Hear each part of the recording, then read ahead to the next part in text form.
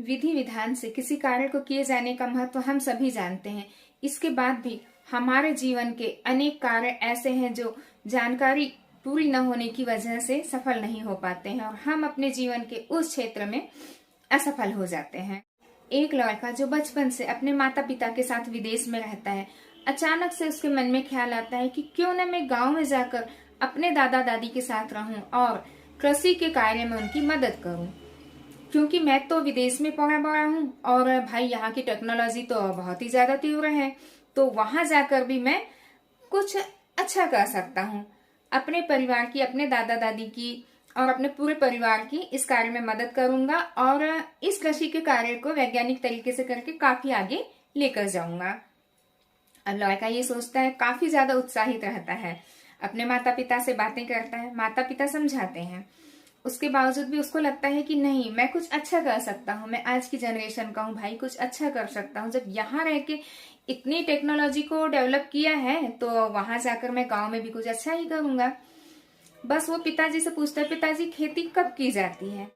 तो पिताजी कहते हैं, बेटा जब मानसून आता है, पानी गिरता है और जब जमीन गीली हो जाती है उसके बाद में उसमें बीज लगा दिया जाता है, तो जिससे फसल तैयार हो जाती है।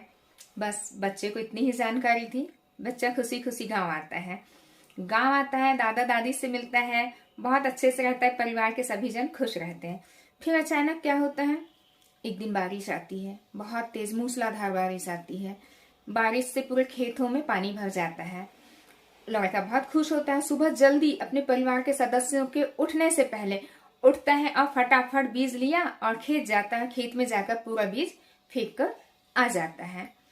बस उसे वापस आते देखकर जो उसके दादा खेत पहुंचे ही थे, बोलते हैं, बेटा क्या हुआ, ये क्या किया तुमने?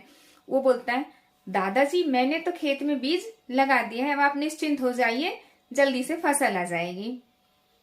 दादाजी तो सिर पकड़ कर बैठ जाते हैं। दादाजी तो सिर पकड़ के बैठ गए। अब दादाजी कहते हैं, बेटे सबसे पहले तो खेती को साफ करके उसे जोतना भी जरूरी था, इसके बाद ही यदि बीज लगाए होते उसमें तो हमें अच्छी फसल प्राप्त होती। इसी तरह हमारे जीवन के कार्य भी आधी अधूरी जानकारी के कारण निष्फल हो जाते हैं। जीवन में एक मार्गदर्शक का होना बहुत आवश्यक है। फिर वो मार्गदर्शक चाहे हमारे माता पिता हो, भाई बहन हो, हमारे दोस्त हो, गुरु हो, चाहे कोई भी हो, तो बिना मार्गदर्शन के किसी भी कार्य को करने से पहले सोचना अवश्य चाहिए और जहां तक हो सके मार्गदर्शन लेने के बाद ही किसी कार्य की शुरुआत करें, तो निश्चित ही आप उस कार्य में सफल होंगे।